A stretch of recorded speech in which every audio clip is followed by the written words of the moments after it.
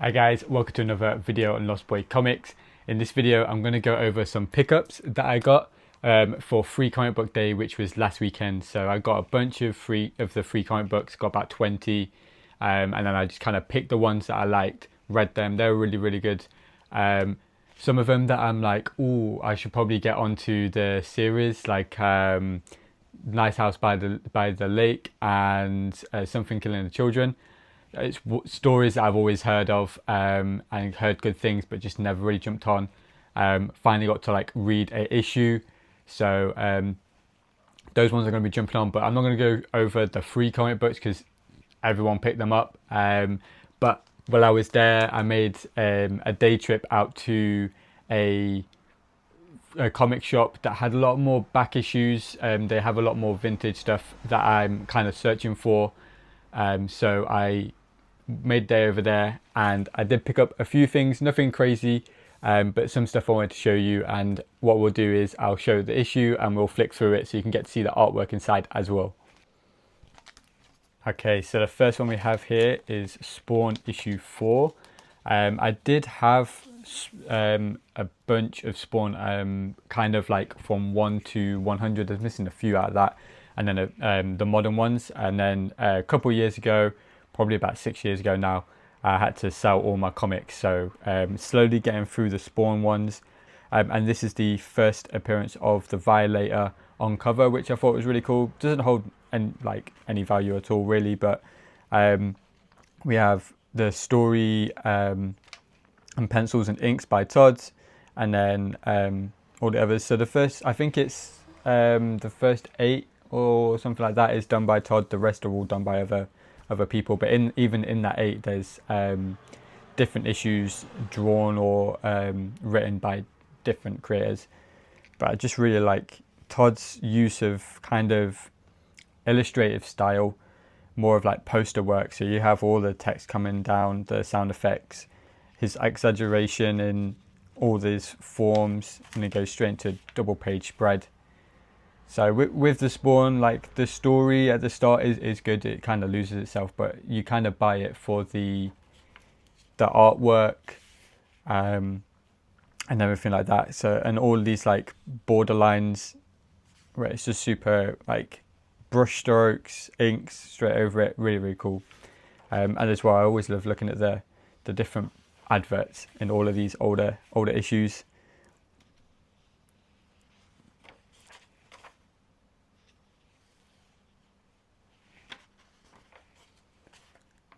Try and get as much in the light because it was sunny. As soon as I started recording, the sun's gone behind the cloud, and I don't have any other studio lights that won't make it go all yellowy. But just love, side stick there, like he really went experimental with everything. Kind of just like you could tell that this was his project. There was no one telling him you can't do this, you can't do that, which is really cool to see. I love that when it's more of like a creator own project. You get to see what they wanted to do at that time, if they were really enjoying it, if they were kind of not enjoying it at certain times.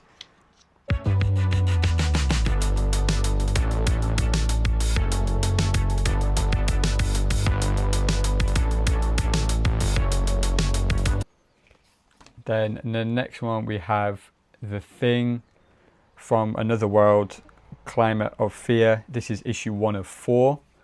We're just flicking through in comic shops just have the little boxes where it's like a few random issues with the title beginning with T and all that. So I was just flicking through all of those ones, see what like random stuff I can find, and saw The Thing, and really I love the film. The film's amazing.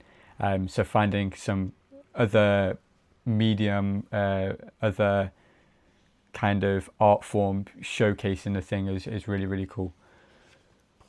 And the thing with this one is this series runs straight from the Thing film. So it has then, and this is just a synopsis of the whole film, of like the Thing film, and then it goes now and it'll go straight into this series, which I think really cool and kind of extends that universe straight from the film. And after picking this up on Saturday, I think it was the Sunday or the Monday, we watched The Thing again, so it's all kind of fresh in my mind, so I can read through. I haven't read any of these issues yet. I just read all the Free Comic Book Day ones.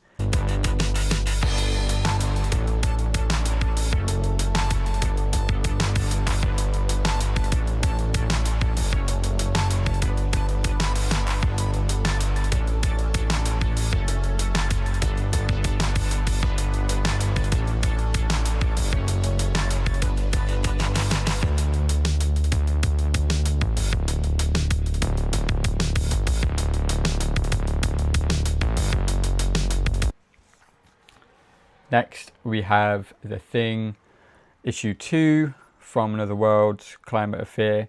So with this one, I don't have the full set of 4. I only have issue 1 and 2.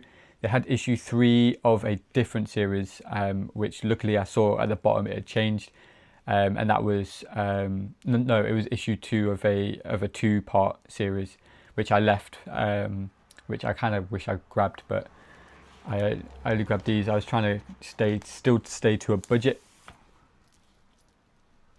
and I found some things that I really wanted to grab. So really like this cover here, kind of where it just merges into the cover. It kind of looks like he's coming out of the cover. Super long tongue there. They really went crazy with these covers.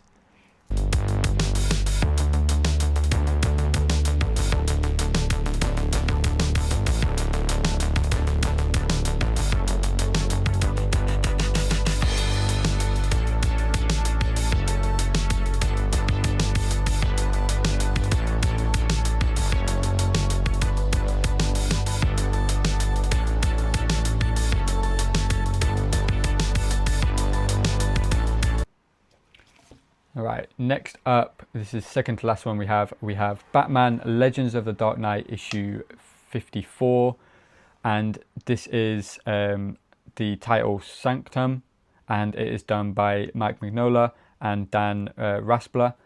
So this is, I watched the Mike Mignola documentary last week or the week before, I think it was last week. And it was an amazing documentary, kind of going through his kind of life in the early stages and what came out, like how Hellboy came about, and then obviously the massive hype that Hellboy got. And he mentioned writing and drawing his first Batman book, which is this one right here. And I think it might be the only time he's written and drawn Batman. And I found it to read online, but I could not find it in the UK to buy online. I could buy it from America, and it was like £20 plus shipping.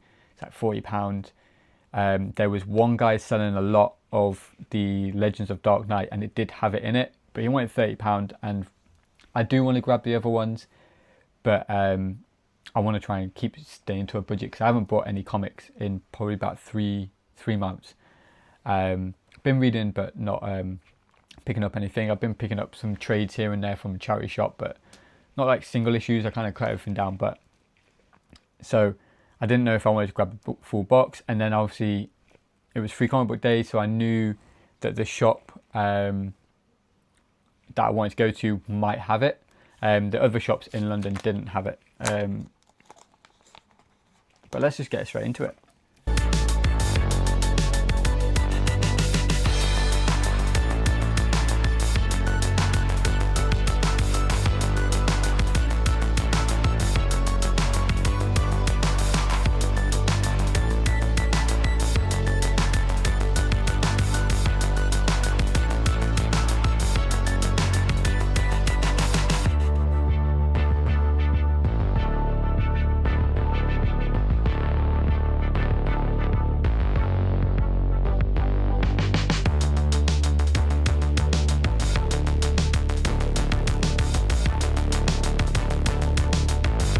And now the last one we have here is The Witching Hour issue 7. This is from 1970, and the cover here is done by Neil Adams, which I thought was a cool thing. Didn't know about it at the time. It was the only Witching Hour they had that wasn't a graded one, and this, as you will see as I open this, it is very damaged. But again, I like that look. It gives me like this comic's seen a lot. It's been through a lot. It's seen a lot. It's probably been through a lot of people's hands, and now I've got it, and it's going to stay nice and protected as much as it can be, and in the collection as I find more. I think this is Silver Age horror, or it could be Bronze Age. I can't remember. I don't really know fully. I know what is Golden Age, because the Golden Age prices are super expensive. But let's open this up. With this one, I'm gonna slide it out with the backing board.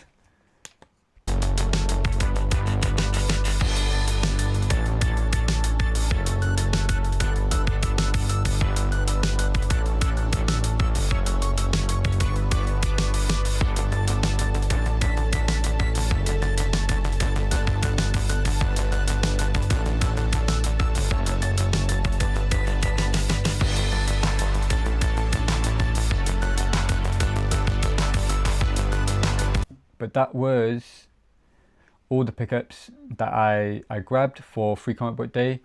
Let me know in the comments which one you liked, and definitely any titles like The Witching Hour, House of Secrets that I should look into, that you can get kind of cheaper than the main ones. And